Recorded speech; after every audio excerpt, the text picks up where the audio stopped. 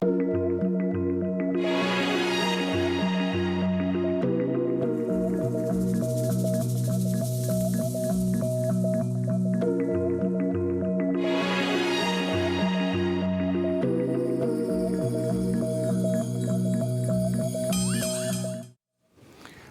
et merci de nous retrouver pour La Foi prise au mot, votre rendez-vous de réflexion chrétienne. Cette semaine, nous allons parler de la Vierge Marie, mais nous n'allons pas en parler de manière très conventionnelle. Très conventionnelle, vous voyez certainement de quoi je veux parler. Cette femme, largement rêvée par des hommes, qui est soumise à l'ange comme à son mari, qui est effacée, médite pieusement en son cœur tout ce qu'elle a vu. Et vous vous doutez bien du modèle qu'on proposait aux femmes avec cette vision, soumission, silence, aux hommes la vie active, aux femmes la vie de recueillement. Mais Marie, est-ce vraiment cela? Je vous propose de revenir sur la figure de la Vierge Marie en compagnie de mes deux invités, sœur Marie-Madeleine Cazot, bonsoir. Bonsoir. Vous êtes prieure du monastère bénédictin de Saint-Balthilde de Vanves et aussi vous êtes présidente de votre congrégation. Félicitations. Et puis Agnès von Kirchbach, bonsoir. Bonsoir. Vous êtes pasteur de l'Église protestante unie de France, vous êtes membre du groupe des Dombes, donc c'est un groupe très écuménique, c'est le groupe de réflexion théologique écuménique. Et puis vous êtes aussi enseignante à l'ISEO. Alors peut-être, dites-nous ce que c'est que l'ISEO. L'ISEO, c'est un des instituts de l'Institut catholique de Paris dans lequel l'enseignement œcuménique est le centre même des intérêts et assez souvent les enseignements sont pris en charge par 3 professeurs, un orthodoxe, un catholique et un protestant. Donc on prend la même thématique devant les étudiants venant des 3 instituts de théologie. On fait nos exposés et après, il y a dialogue sur les mêmes questions en présence des uns des autres. Donc, ce n'est pas un enseignement en silo, mais un enseignement en dialogue, en échange et en enrichissement mutuel. Peut-être aussi un mot sur votre congrégation. Vous êtes donc bénédictine, mais vous êtes des bénédictines un peu particulières. Voilà, nous sommes d'origine, nous avons 100 ans d'existence. Et puis notre fondatrice était d'origine protestante, mère de famille, veuve, et donc elle a fondé en 1921 essentiellement pour ouvrir la vie monastique, proposer la vie monastique, les valeurs monastiques aux femmes de son temps. Voilà, donc et nous sommes partis rapidement en mission, donc à Madagascar, au Vietnam, au Bénin, donc voilà, cette dimension missionnaire internationale et d'ouverture au monde. Donc c'est un peu la caractéristique de... Alors pour commencer, j'ai envie de vous demander à l'une et à l'autre, est-ce qu'on peut dire, c'est une question très provocatrice et j'espère que cette émission le sera un petit peu mais pas trop, est-ce qu'on peut dire que l'image de Marie est déplorable pour les femmes? Puisque mon image de Marie me vient directement de la Bible, je trouve que c'est magnifique parce que c'est une femme que je découvre comme sœur dans la foi. Et donc, du coup, c'est plutôt à partir de ce moment-là que je regarde un peu les textes bibliques et je trouve cette discrétion de la Bible à son égard est très importante parce que finalement, le plus important, c'est notre confession de foi du Christ mort, fils de Marie, mort et ressuscité, fils de Dieu. Voilà, donc du coup, il y a là des nuances que je trouve assez intéressantes dans la discrétion même de la Bible.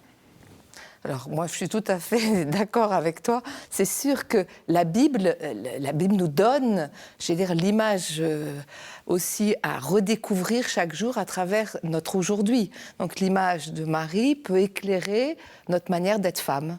Et là, c'est formidable. Et c'est sûr que si on reste figé à une part de l'histoire ou à une manière d'utiliser ce qui est dit de Marie, là, c'est déplorable. Et c'est vrai qu'il y a des lieux aujourd'hui qu'on peut déplorer. Et ce n'est pas la Vierge Marie telle que je la connais comme sœur. Et puis moi, je dirais aussi comme mère.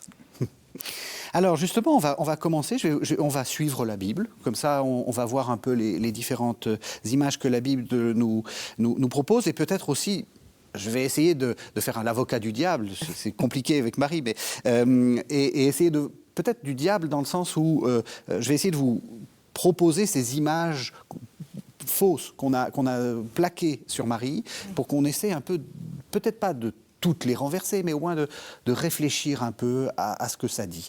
Alors évidemment, le premier moment, on découvre Marie dans l'évangile de Luc, quand elle est cette femme à qui l'ange annonce qu'il va se passer quelque chose de très grand, et elle dit oui. Et moi, j'ai envie de dire, est-ce qu'une femme, ça doit toujours dire oui? Alors, pour cette question-là, indépendamment de Marie, je dis non. Voilà. Si un enfant n'apprend pas ce que c'est un non, il ne peut pas grandir. Donc, le but, il bute contre un non et ça met en route sa créativité. Donc, quelqu'un qui ne sait dire que oui, c'est une loque. C'est une serpillière, c'est rien. Et donc, du coup, attention à ne pas comprendre faussement le oui. Il se dit comme une possibilité de réponse et d'être construit dans une relation. Oui et non sont des réponses à quelqu'un. Oui. Et si quelqu'un me donne quelque chose d'intéressant à découvrir par le oui, c'est bien de les suivre. Peut-être il me donne quelque chose de très intéressant à découvrir à travers le non. Et donc, du coup, c'est aussi intéressant.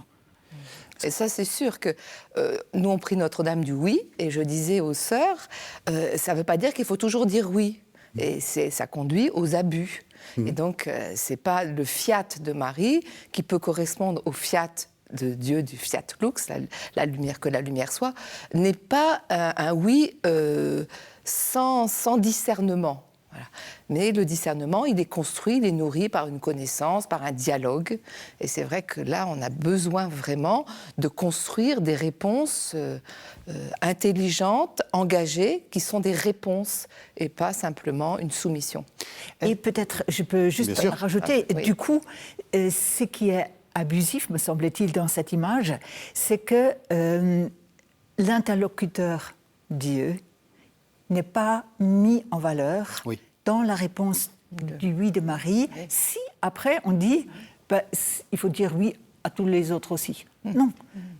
Le oui de la foi est tout à fait autre chose que le oui de nos relations, provisoires ou non, humaines. C'est exactement la question que j'allais vous poser. Est-ce que vous pensez qu'elle aurait pu dire non ? Et qu'est-ce qui se serait passé ? On va faire de la théologie fiction. Est-ce que c'était un vrai oui ? C'est-à-dire, vous voyez, ce que vous dites est très important. Pour que le oui soit oui, c'est le Christ qui le dit, il faut qu'un non soit possible. Sinon, c'est pas un oui, c'est un esclavage. Est-ce que le non aurait été possible ? Je prends appui sur le Premier Testament. Il y a eu des hommes qui ont dit non. Je pense à Jonas, qui a complètement bien compris de quoi il s'agissait, et paf, il est parti pour prendre une autre direction. Et Dieu fait avec. Il lui fait faire une expérience pour le faire venir au meilleur de lui-même, qui est dans la demande que Dieu lui avait faite dans cet appel. Donc du coup, je crois que si Marie est cette figure de la foi, le oui est un point final, mais peut-être il y a eu des non avant qu'on ne connaît pas. Oui. Et puis c'est aussi l'image de Dieu, enfin la réalité de Dieu, c'est libre. On est appelé à cette liberté. Et s'il n'y avait pas la liberté, il n'y aurait pas d'amour. Donc, et Marie répond qu'il me soit fait selon ta parole. Donc, c'est pas un oui c'est selon ta parole. Donc, effectivement, elle s'appuie sur ce qu'elle connaît de Dieu, et c'est le Premier Testament. C'est toute l'histoire biblique, c'est l'histoire avec son peuple. Et cette prière des psaumes, cette prière qui habitait le cœur de Marie. Donc, je pense que s'il n'y avait pas eu la possibilité de dire non, il y aurait pas. C'est pas le Dieu de l'histoire. C'est pas notre Dieu. J'allais aussi y venir. Et elle dit effectivement oui que cela m'arrive selon ta parole. Il y a une forme presque de contrat. C'est pas un oui sans comme vous dites, la Vierge du oui qui dit oui tout le temps. C'est oui à ça, pas oui à tout. Voilà. Et entre les deux, il faut bien lire les textes.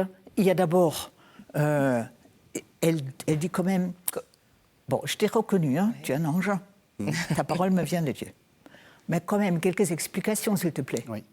Et la demande de pouvoir rentrer humainement parlant non, ce projet est magnifique pour Marie. On ne me demande pas de tout gober. Mais c'est ça. On me demande, Absolument. est-ce que tu Voilà. entends, et de quoi s'agit-il d'entendre que Dieu fait encore alliance et qu'il n'a pas oublié la promesse donnée et que cette promesse-là, elle rentre dans une nouvelle phase de réalisation. Elle dit oui à ça. C'est pas n'importe quelle vie.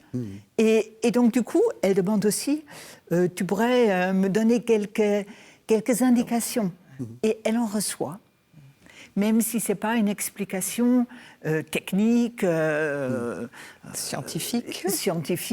pas une explication étape par étape, mais elle est prise au mot de la foi. Et notre émission est bien. Merci de le rappeler.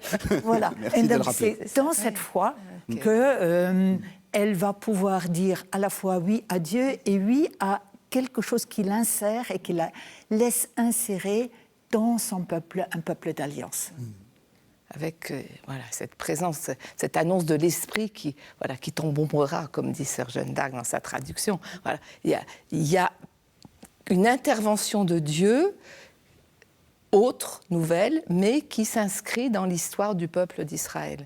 Et d'ailleurs, on voit bien que quand elle va dire son Magnificat, elle la connaît, sa Bible, si j'ose dire. C'est-à-dire qu'en fait, elle relit tout. Oui, c'est ça. Et dans ce Magnificat, justement, ça n'est pas du tout une parole mièvre. Oui. C'est voilà, les puissants. Enfin, on a l'impression que c'est une femme une Judith. Hein. Oui. Oui. Est-ce que je peux revenir encore une fois sur cette question un peu du tu seras sous l'ombre de l'Esprit Saint, dit-elle. Voilà. Ça fait aussi appel au Premier Testament. La tente de la rencontre ou la tente sont chaque fois pris sous l'ombre d'une lumière. Hein, donc du coup, ce qui est complètement physiquement parlant impossible. Mais c'est là encore une continuité. Marie n'est pas la première qui est ombragée par l'Esprit Saint. Et c'est le peuple tout entier. Et à ce titre-là, pour moi, elle est beaucoup aussi figure du premier peuple de l'Alliance. Elle est fille de Sion. Elle est fille de Sion. Et nous oublions peut-être parfois que c'est une figure collective, magnifique, comme la figure de serviteur du Seigneur, c'est aussi d'abord la figure de tout un peuple. Et peut-être on apprendra davantage à chanter avec Marie les louanges de Dieu parce que c'est un groupe, c'est un peuple auquel je m'associe, dans lequel j'entends déjà une mélodie qui me vient de loin et que je prends à mon compte et je continuerai. Est-ce que la maternité... Est-ce que c'est ça qui définit une femme? Parce que c'est ce qu'on a essayé de dire, Marie mère universelle, Marie la mère, etc. Alors évidemment, je vous pose cette question-là, c'est une question à laquelle vous avez certainement dû réfléchir. Et je pense que toutes vos sœurs y réfléchissent. C'est sûr. Parce qu'il y a ce modèle-là. Voilà. Alors que, j'allais dire, quand on est appelé à la vocation sacerdotale, etc., les hommes ne se posent pas la question. Voilà. Ah, c'est sûr que c'est une question essentielle de renoncer à une maternité physique pour répondre à l'appel du Seigneur dans la vie religieuse, qu'elle soit apostolique ou monastique, ou de consécration des vierges. Donc c'est vrai que là, on a quand même une vraie question et je pense qu'il faut pouvoir y répondre en cherchant mais quelle est la fécondité. Aujourd'hui, on se pose des questions sur la fécondité, la compétence, la performance, etc. Et cette fécondité, c'est l'action de grâce et la gratuité. Dieu nous aime gratuitement et une vie est féconde, porte du fruit quand elle engendre cette action de grâce, cette beauté. Et c'est ça la féminité. C'est aussi apporter au monde l'action de grâce, la beauté, le gratuit, oui, le gratuit. Et je pense que nous inscrivons notre maternité dans cette beauté, dans cette gratuité, dans cette action de grâce. Et donc vous ne renoncez pas à votre féminité? Et on ne renonce pas du tout à notre féminité. Même question, est-ce que vous pensez qu'on ne doit définir une femme que par sa maternité? Est-ce que c'est le modèle d'une vie? Non.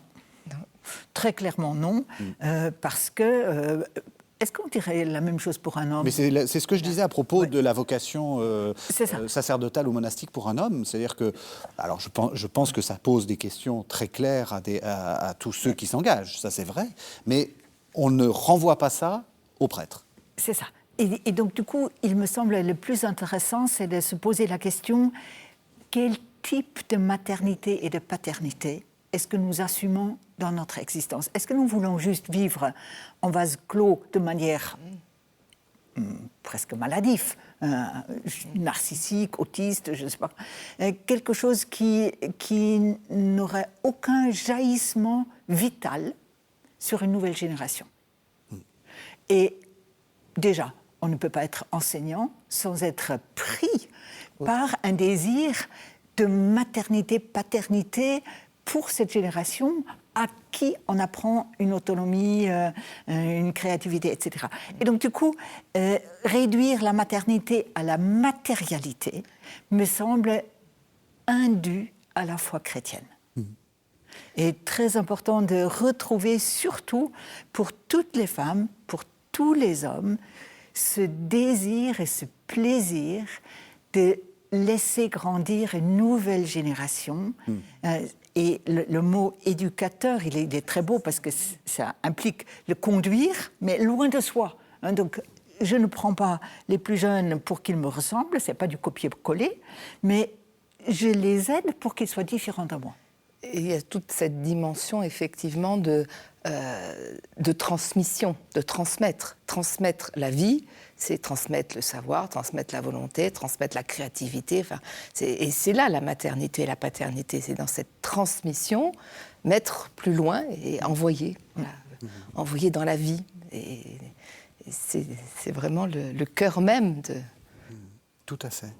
Alors on continue, je suis désolé, le temps passe, j'aurais encore plein de questions à vous poser, je me rends compte, mais la nativité. Alors, justement, la nativité, souvent on insiste sur le caractère précaire, la Vierge d'humilité et peut-être la figure de silence. Alors là aussi, je suis très provocateur.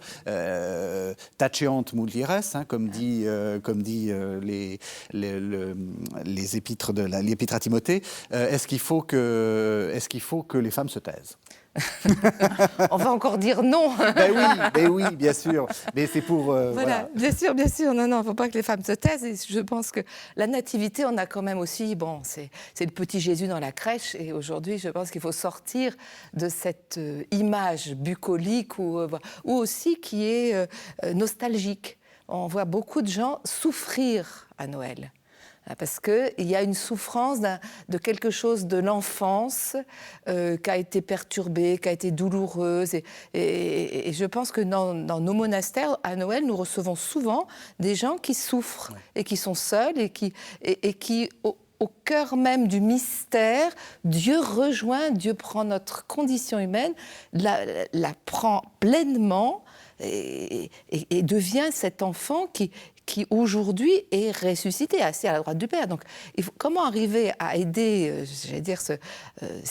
à nous aider à vivre de cette présence-absence, de cette humilité, de cette douceur et en même temps d'une vraie explosion de vie.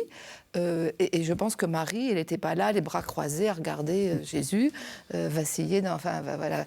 Elle l'enveloppe, elle la met dans une mangeoire. J'aime beaucoup, elle l'emmaillote. Voilà, et donc, ça veut dire qu'elle a des gestes de mère bien préparés, réels, et qu'elle nous ouvre un chemin de vie, mais d'adulte, de force. Je rajouterai 2 dimensions sans vouloir dédire ou médire quoi que ce soit dans ce que tu viens de dire. Premièrement, l'évangile de Marc estime qu'on peut arriver à la foi au Christ ressuscité sans avoir parlé de sa naissance. Oui. Et l'évangile de Jean aussi. Et Jean aussi, d'une certaine manière. Par contre, il n'y a aucun évangéliste qui omet Pâques. Voilà. Donc ça, c'est très important. Il y a des personnes qui ne sont pas très à l'aise dans notre manière actuelle de célébrer Pâques dans une société occidentale où il y a le commerce qui s'est beaucoup... Ah, Noël, vous voulez dire. Vous avez dit pardon, Pâques. Oui, Noël. Noël, excusez-moi. Oui. Noël. Et donc, du coup, c'est tout à fait légitime de ne pas s'y attarder. Deuxième chose, l'iconographie orthodoxe, elle est absolument magnifique parce que l'enfant est couché tel le Christ mis dans le tombeau. Oui. Donc les langes sont en fait déjà tressés sur son petit corps, comme ça sera le cas pour l'ensevelissement. Et donc de ce point de vue-là, le plus important de Noël, c'est de dire un homme dans notre monde qui meurt est aussi un homme qui est né d'une femme dans notre monde. Donc c'est une attestation de l'incarnation. Dieu n'est pas loin, il est devenu frère pour nous. Et ça, c'est beaucoup plus important. Et le silence de Marie, c'est du coup, ça vaut la peine d'y réfléchir. Hein. Oui. Oui, parce que ça bouscule quand même beaucoup. Oui, parce que souvent, il y a à 2 reprises dans Luc, on voit qu'il y a cette phrase, elle méditait dans son cœur. Voilà. Mais ça ne veut pas dire qu'elle... Ça veut dire aussi qu'elle contemple, qu'elle comprend l'intelligence de la foi. Marie obéit, c'est l'obéissance et l'intelligence de Marie. Elle reçoit le mystère à son niveau et elle l'y conduit. C'est-à-dire que le vivant, elle va nous conduire, elle conduit à découvrir plus loin et effectivement à ce Dieu. Le Dieu, il s'est fait homme. Et homme, il meurt et il nous sauve. Voilà. Donc c'est tout ce chemin qui est un chemin qu'elle a vécu dans la foi et aussi dans la méditation.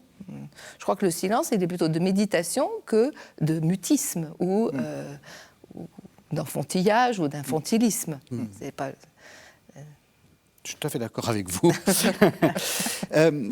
Alors là encore, je vais être un petit peu provocateur. Il y a cet épisode où on voit Jésus qui est dans le temple, Jésus parmi les docteurs, le sauveur trouvé dans le temple. Et là, il y a une scène un peu bizarre où en fait, le fils répond à sa mère de manière pas très sympathique. Et elle dit rien. Mais c'était une paire de claques. qu'il aurait fallu faire. Non, on ne frappe plus les enfants et on a bien raison de le faire. C'est ça, donc vous êtes un bon scénariste parce que vous voyez déjà la tonalité sur laquelle c'est dit, etc. Hein. Peut-être on peut prendre les mêmes éléments et les sonoriser un peu autrement. C'était de la provocation. C'était de la provocation. Mais je trouve que c'est magnifique. On nous montre Marie dans un souci humain. Oui. C'est ça. Et pleinement humain. Et c'est pas Dieu pourvoira tout, donc je reste et je regarde. Non, c'est l'angoisse, oui. Elle est avec Joseph. Mari. Voilà. À la recherche. Et ces 3 jours de Luc-là correspondent évidemment aux 3 jours entre la mort et une des premières expériences de résurrection. Donc du coup, on est encore dans des récits qui ne se veulent pas linéaires de la naissance à la résurrection, mais c'est parce qu'il y a expérience de résurrection, on fait un peu un récit à l'envers. Et puisqu'il y a des choses qui se posent comme question, on fait des petits miniatures iconographiques théologiques et non pas biographiques. Oui. Et le théologique que j'entends dans ça, toi qui es en route, tu as été saisi par le Christ. Tu es là aujourd'hui et donc je pense à un jeune homme qui est venu chez moi qui a été d'un milieu athée, agnostique total et qui en chantant des gospels de Noël a été saisi et est devenu croyant. Mais il lui a fallu du temps. Et aujourd'hui, il y a des moments où il dit « j'ai l'impression d'avoir perdu ce feu du début ». Et je crois que chacune de nous, en tant que croyants, on peut avoir de ces passages où on a angoissé. Où il est celui par qui j'ai appris à voir Dieu et le monde autrement? Où il est? Et donc je le cherche et on me dit d'accord, tu as cherché, mais est-ce que tu as cherché au bon endroit? C'est le cas de toute relation humaine. Enfin, Voilà. je veux dire, on est toujours, il y a des moments où c'est tout feu, tout flamme, et puis des moments où c'est compliqué. Et c'est là aussi qu'on peut rejoindre cette angoisse de parents qui, aujourd'hui, cherchent leurs enfants ou ont peur que leurs enfants se perdent. Oui. Et je crois que c'est vrai que y a une... modèle, Oui, oui. Marie modèle, Oui. elle est là. Je pense qu'elle peut rejoindre beaucoup d'expériences humaines, de femmes et de couples qui sont dans l'angoisse de perdre un enfant, d'avoir perdu un enfant, de chercher un enfant. Là, il y a un lien très important, théologique, spirituel, et qui est du compagnonnage. Donc, Est-ce que vous iriez jusqu'à dire, comme Agnès von Kirchbach, Oui. qu'en fait, il ne le cherche pas au bon endroit?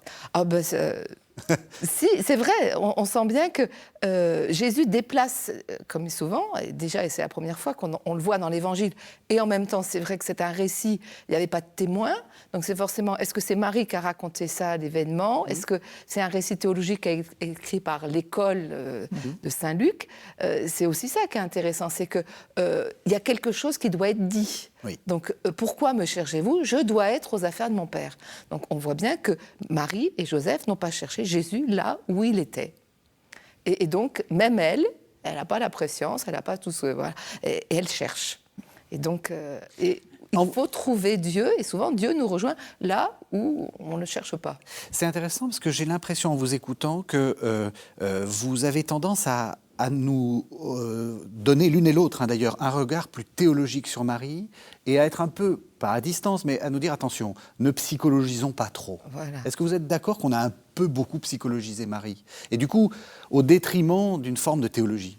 Oui, pour moi, c'est évident qu'aujourd'hui, quand on regarde un peu l'histoire de l'Église, des Églises, moins on est théologien, et plus on va vers la dévotion, vers le sentiment. On développe, même, bon, aujourd'hui on développe beaucoup la psychologie, il y a du bon, ça c'est sûr. Mais je pense que il faut qu'on retravaille la théologie au regard de notre anthropologie contemporaine.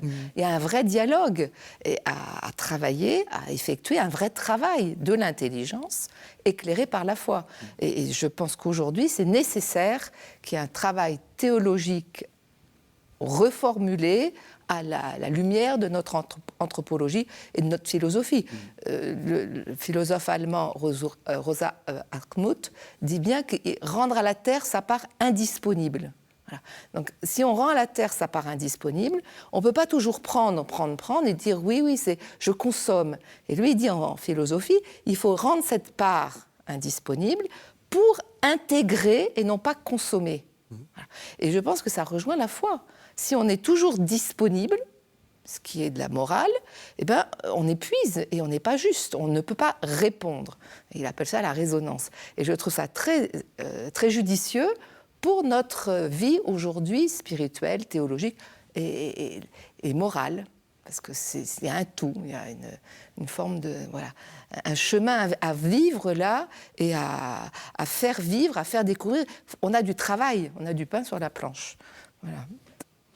Alors, plus de théologie, est-ce que vous diriez aussi que dans le monde protestant, il faudrait faire un peu plus de théologie sur Marie? Alors là, c'est une très belle question, parce que souvent, on travaille théologiquement parlant, ou on ne travaille pas théologiquement parlant, à cause d'un contexte global. Et du côté protestant, on a l'impression que depuis le 18e, 19e, il y a tellement de personnes, plutôt catholiques, qui parlent de Marie, que ce n'est pas nécessaire qu'on s'y mêle. Et donc, notre silence est devenu peut-être un peu un mutisme, et on ne sait même plus parler de manière heureuse de cette figure biblique qui est là et qui demande d'être intégrée comme les autres témoins de la foi qui cheminent.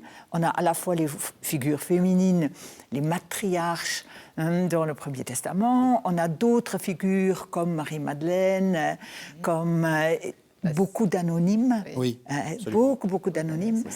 Dans les Actes des Apôtres, parmi les premières chrétiennes, des femmes extraordinaires.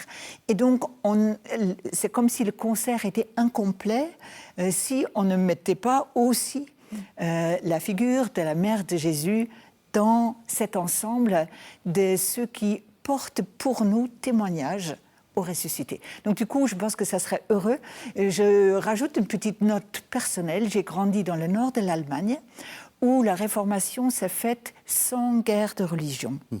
Et les protestants ont repris tous les bâtiments catholiques qui existaient déjà.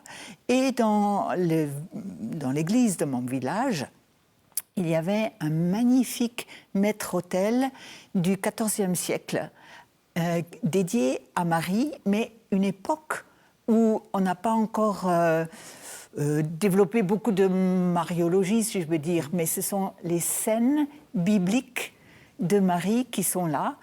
Et au milieu, chaque fois, comme dans la théologie orthodoxe, Marie, jamais seule. C'est une femme de relation.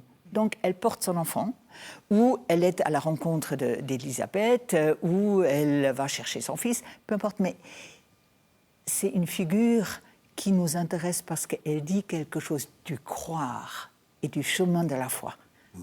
Et donc, elle n'a pas été... Elle n'a pas été rasée. Elle n'a pas été rasée. Non, et elle ne va pas être enlevée. Le travail du ça pose aucun problème. C'est magnifique. Et donc, quand on fait l'apprentissage, ce que vous appelez le catéchisme, voilà, on peut tout à fait faire de la lecture avec ce maître-autel. Ça ne dérange pas. La pudeur des artistes pendant des longs siècles est une belle méditation de leur côté sur ces textes bibliques. Donc on n'a pas besoin de dire putain. Il y a tout le travail des Dombes sur Marie, qui a quand même été aussi... Donc le groupe des Dombes, le groupe des écuménique. Dombes, voilà, le groupe écuménique. Oui. Il y a eu un travail sur un texte sur C'est ça. Marie qui est tout à fait important, voilà. et qui permet aussi une base de travail. Voilà. Donc on recommande d'ailleurs ce texte qui est tout à fait intéressant, effectivement. Alors, Marie à Cana. Marie à Cana. Là, ce qu'il y a de bien, c'est que je n'ai pas besoin d'être ni provocateur, ni... Parce que finalement, on n'en fait pas grand-chose de Marie à Cana. Alors qu'en fait, je crois qu'il y a beaucoup à faire. Marie à Cana, elle voit le manque. Et je pense que c'est sans doute aussi une des dimensions propres à la féminité, c'est de voir le manque. De voir le manque, elle n'attend pas passivement, elle va quelque part, elle va provoquer son fils et comme une mère, le lancer. Et ils n'ont plus de vin. Donc elle ne demande pas quelque chose de précis, elle dit le manque. Et je pense qu'aujourd'hui, pareil, c'est toujours cette question, c'est que voir le manque, dire le manque, et faites tout ce qu'il vous dira, la foi. Ce passage de voir le manque, dire le manque, et puis inviter à agir. Faites tout ce qu'il vous dira. C'est simple. Mais voilà, là aussi on a toute une pédagogie sans doute et un apprentissage qui est un bel apprentissage de la vie de femme, de tout être humain, de relations, de vie en société. Voilà. Et voir le manque et sans en être... Il y a une impuissance aussi, gérer cette impuissance, c'est aussi fort. Voilà. Pour moi, c'est là Marie a une forte place, c'est que devant l'impuissance, dans l'impuissance, elle ne baisse pas les bras et elle conduit ailleurs, elle conduit à son fils. Donc, Je rajouterai deux petites remarques sur ce texte. Dans l'évangile de Jean, on ne nous donne jamais le prénom de la mère de Jésus. Donc si on avait juste cet évangile, on ne saura même pas comment elle s'appelle. Oui. Et Jésus s'adresse à elle non pas comme sa mère, mais femme. Oui. Et il y a des personnes qui entendent ça de manière un peu rude. Il la renvoie.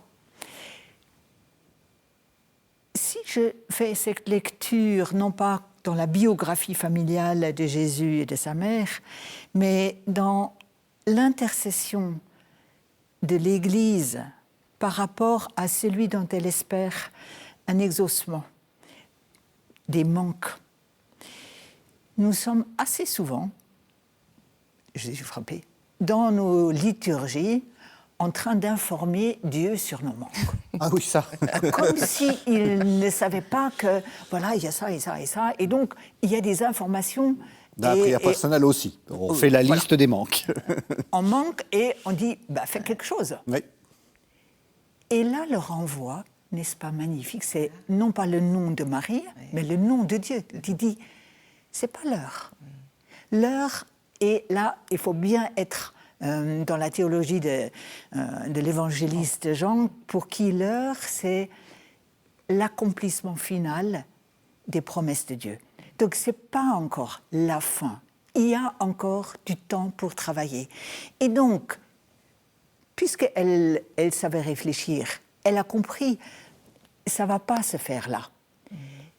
Moi et les autres, les serviteurs, nous sommes invités à faire encore tout ce que nous pouvons pour soutenir des manques des uns des autres. Et l'étonnant, c'est que ce travail lourd, je ne sais pas si vous avez calculé le nombre de litres qu'il fallait chercher, ça fait quand même 600 fois un seau. Oui. Voilà.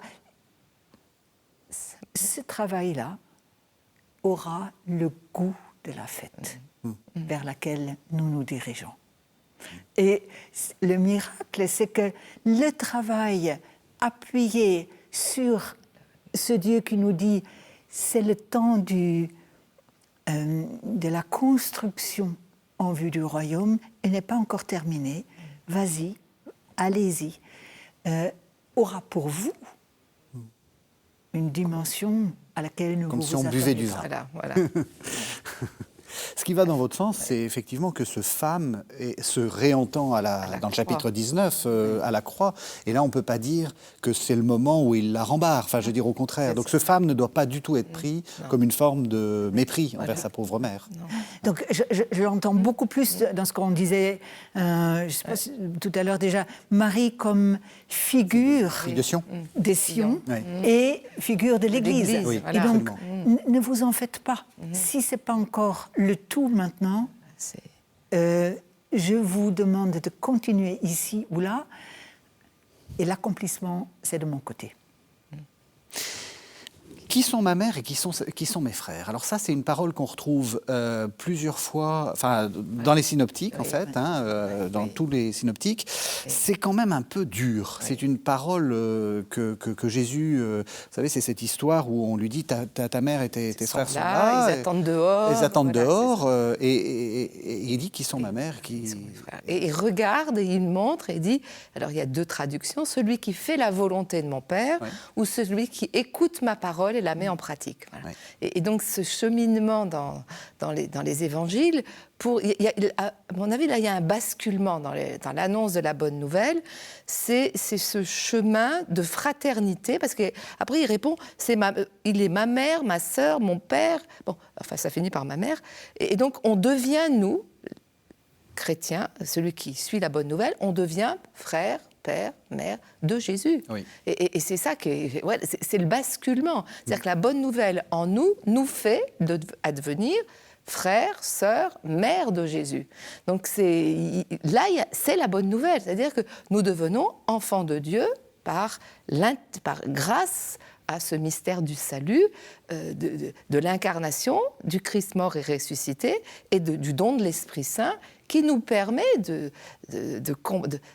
saisir la parole de Dieu et d'accomplir. Parce que moi, je suis toujours dubitative en me disant, quelle est la volonté de Dieu ? Ça peut être aussi une autre émission provocatrice. Ah oui, ça. Je ne connais pas la volonté de Dieu. Enfin, non, j'essaie d'adhérer à sa parole qui prend chair, à laquelle je mets en pratique ce que je peux comprendre de la parole, mais pas moi toute seule.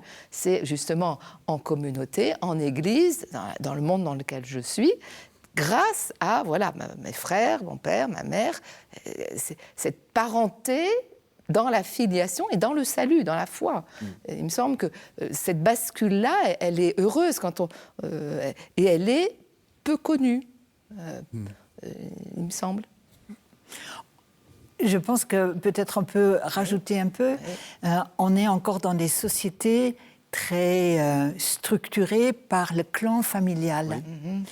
Et de dire que l'appartenance, à partir du moment où le Christ se donne à reconnaître comme ressuscité, ça éclate. Ce n'est plus cette appartenance par une naissance, par une langue, par une culture, par une pratique religieuse qui donne la qualité relationnelle, mais c'est cette écoute et la mise en pratique de la parole. Donc c'est une manière de dire la mainmise, dans aucun cas, ne peut constituer un identifiant pour la trajectoire que Dieu a prévue. Et j'aimerais bien rajouter quelque chose qui met les chrétiens sur ce point-là dans une extraordinaire nouveauté. Ça n'existe pas dans d'autres religions. On devient membre d'une religion par naissance. Et pas par choix.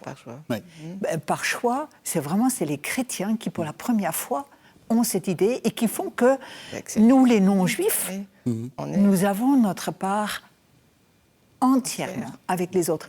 Et donc, du coup, cette psychologisation, il est un peu dur avec sa mère. Je trouve que c'est vraiment ne pas voir la belle pointe de libération que ça donne.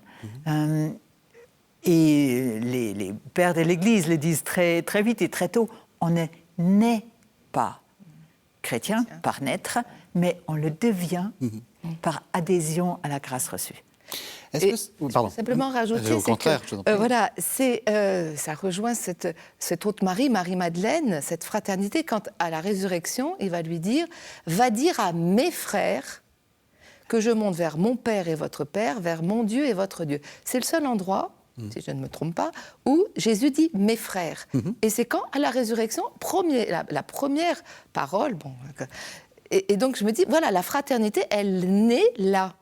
Et elle va revenir avec l'écriture en arrière, en partant de la résurrection. Donc voilà la fraternité. Elle vient là, mon Père et votre Père, mon Dieu et votre Dieu. Et c'est Marie-Madeleine, voilà, les deux Maries qui finalement marchent ensemble pour nous conduire sur ce chemin de la vraie foi. Enfin, c'est la foi au Dieu qui nous aime, qui s'est incarné, qui nous sauve et qui nous dit veux-tu ? Viens et vois. Effectivement, adhésion et choix libre. Quand on voit le chemin que font certaines personnes pour demander le baptême par adhésion, quand on est né dans une famille chrétienne, on peut se dire nous, ça nous a rien. On l'a reçu. Mais non, après, on le choisit. Effectivement, chaque jour est un jour nouveau, un choix nouveau, une réponse nouvelle à cette fraternité que le Christ nous donne. Et justement, est-ce que ça ne serait pas aussi une sorte de pierre, là aussi je suis un peu provocateur, une pierre dans notre jardin à nous autres chrétiens comme vous dites, on se dit très souvent frère de Jésus, etc. On se dit de la famille de Jésus. Et Jésus nous dit, attention, vous n'êtes peut-être pas propriétaire. Je veux dire, c'est nous maintenant la famille de Jésus. Et on en est le propriétaire, évidemment. Est-ce que ce n'est pas aussi une manière de dire, ne me mettez pas la main dessus ? Je trouve que c'est très bien formulé parce que je pense à toutes les personnes qui, pour des questions de leur environnement culturel, ne peuvent pas demander une adhésion à l'Église. Mais mettent en pratique la grâce reçue. Ils sont frères et sœurs de Jésus. Jésus se reconnaît en eux. Il y a plusieurs passages dans la Bible qui nous permettent de dire c'est pas parce qu'on fréquente une église, une liturgie, un temple. La première chose, c'est recevoir pour aller vers les autres et mettre en pratique ce qu'on a compris. Je pense à l'eunuque, là, où il est rejoint avec la parole et l'esprit, et il dit qu'est-ce qui m'empêche d'être baptisé ? C'est ça.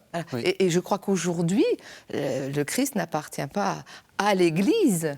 C'est quand même l'Église qui est le corps du Christ. C'est l'Église qui appartient au Christ, et pas le contraire. Et pas le contraire. Non, mais c'est sûr que voilà, on a à aller aux périphéries, à annoncer, à vivre. Il dit allez, partez, allez-y. Maintenant, c'est fait. Mais pas « gardez-moi ».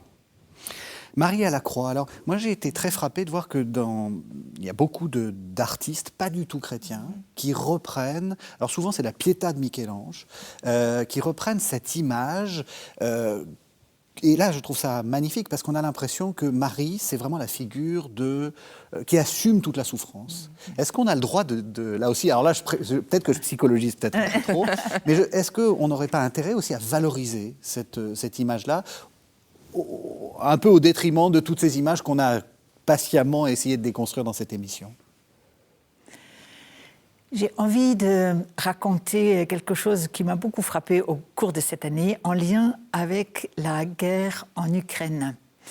Il y avait une photo qui circulait où on voyait une femme âgée avec un visage de détresse horrible parce qu'elle a dû voir mourir les siens et se sentir totalement abandonnée et dans une souffrance. Voilà, il y a parfois des larmes sereines, mais là, c'était vraiment pas un visage déchiré par un cri. Et elle était montrée de face et on voyait de profil une jeune femme, genre 25 ans, en uniforme de soldat, donc une jeune soldate ukrainienne qui la prenait dans les bras. Et pour moi, ça c'est une icône de Marie. Et c'est sûr que moi j'ai 2 expériences comme ça. J'étais kinésithérapeute avant dans un hôpital d'enfants. Et c'est sûr que de voir des mères porter leur enfant malade, mourant, m'a déchirée. Et j'ai cherché, voilà, dans ma foi, une raison. Bon, bien sûr, la mort de l'innocent, etc. Et c'est pas possible. Mais de voir, voilà, de pouvoir être là, présente, comme dans ces chambres d'hôpital, dans ces, voilà.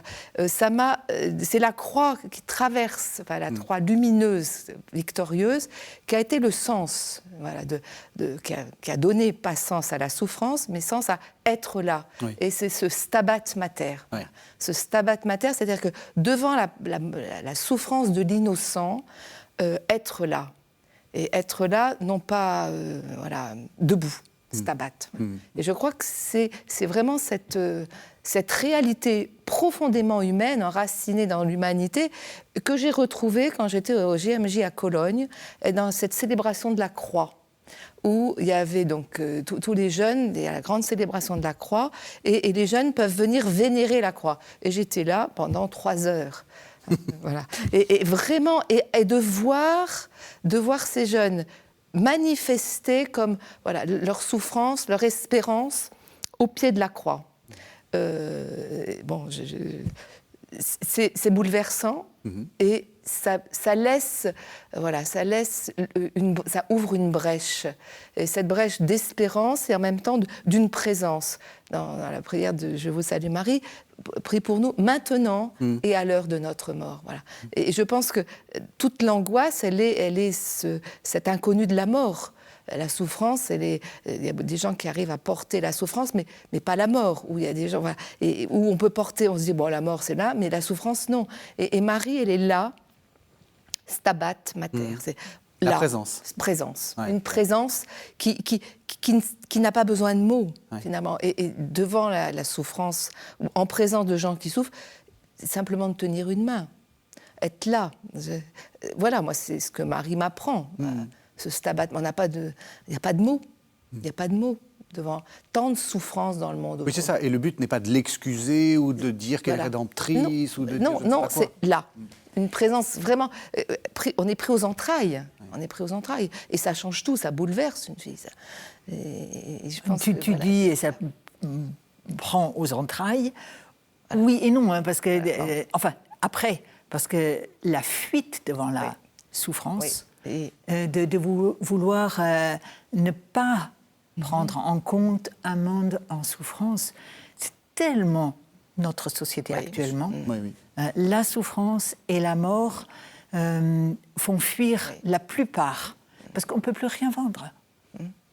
C'est malheureusement voilà, c'est ça. C'est malheureusement et donc, du coup, se laisser inviter à rester devant la croix, avec ceux qui souffrent, de souffrir soi-même et sans s'isoler, sans penser que du coup on ne peut pas être frères et sœurs parce qu'on n'est pas fort. Hein. Non. de former aussi la communauté en chemin qui sont des hommes, des femmes en souffrance, parce que notre espérance va plus loin que ce que nous avons actuellement à vivre. Et c'est le vrai sens de la compassion, c'est-à-dire cette souffrance avec, mais qui n'est pas, j'allais dire, anéantie, comme dit saint Paul. Voilà. On est vraiment écrasé et on tient bon, parce qu'effectivement, on montre pas toute la souffrance. Enfin, c'est un peu le problème d'aujourd'hui, c'est qu'on nous montre tout à l'instant T, toutes les catastrophes du monde, mais comme si c'était un peu, vous en êtes protégé, quoi. Alors, et ça, c'est dangereux, parce que c'est pas de voir la souffrance, le mal, qui nous fait en prendre part, c'est-à-dire, et qui nous fait être là. Le mystère, Dieu s'est fait homme, il est descendu jusqu'aux enfers, il a vaincu la mort. Et je pense que nous sommes, voilà, il nous dit, toi, vas-y, tiens bon. La grâce, ça coûte. La grâce, oui. Est-ce que j'ai le temps de raconter encore une Juste non, le temps. Oui, non, parce qu'il nous reste une minute. Oui. Et alors, non, mais c'est absolument pas. Non, racontez, parce que, en fait, soyons clairs, il nous manque la Pentecôte, donc on fera peut-être une autre émission. Oui, volontiers. Sur la Pentecôte, avec grand plaisir.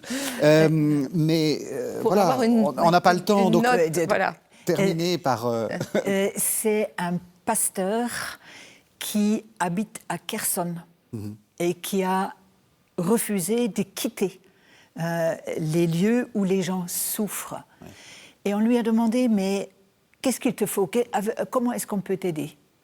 Il a dit, avec moi, il faut que nous retrouvions tous ensemble le sens de l'action de grâce.